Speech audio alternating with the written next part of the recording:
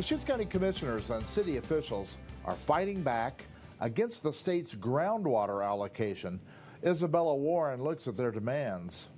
Deschutes County Commissioner Phil Chang calls it a complicated issue. The Redmond area, in the Bend area, and in some parts of South County, we have seen declines of groundwater levels. In some places, 20 feet over 20 years. Rural residents in Deschutes County are dealing with drops in water levels and even dry wells because of the decrease in groundwater. Our surface water and groundwater are highly connected in the Deschutes River Basin. So as we enter into a drought, we start to see declining groundwater levels at the same time, because the groundwater table is linked to the precipitation that we receive in the high desert. The Oregon Water Resource Commission met in September to discuss new rules for groundwater allocation, initially deciding all water permits would be treated the same, whether the application came from an incorporated city, a new rural residential subdivision, or a proposed destination resort. Commissioner Chang and Redmond Mayor Ed Fitch are now working with the State and Water Allocation Commission to support incorporated cities. That rule would prohibit anyone from getting water if there was a certain level of decline in the aquifer. So, from our perspective, the Deschutes Basin has to be looked at as an individual basin, not melded in with all the other aquifers in the state, because our basin is 1,300 feet deep, as opposed to some other aquifers which might only be 200 or 300 feet deep.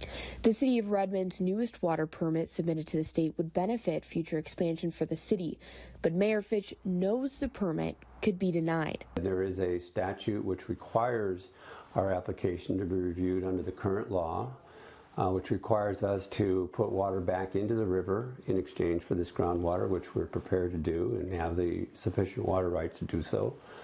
So I think we can work through that process, but the bigger issue is long-term. How are we going to protect the resource? How are we going to make it available? The new allocation rules would determine not what, but who would be the priority in groundwater allocation.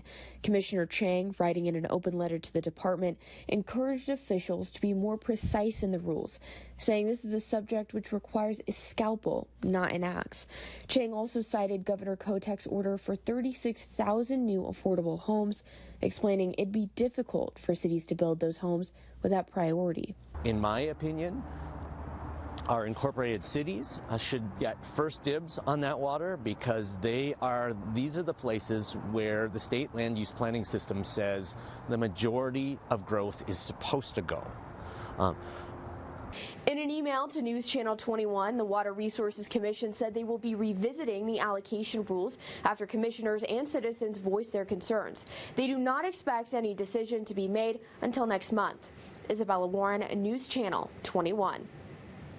How do you feel? Should the rules for groundwater allocation be changed? To weigh in, head over to our web poll on the KTVZ.com homepage.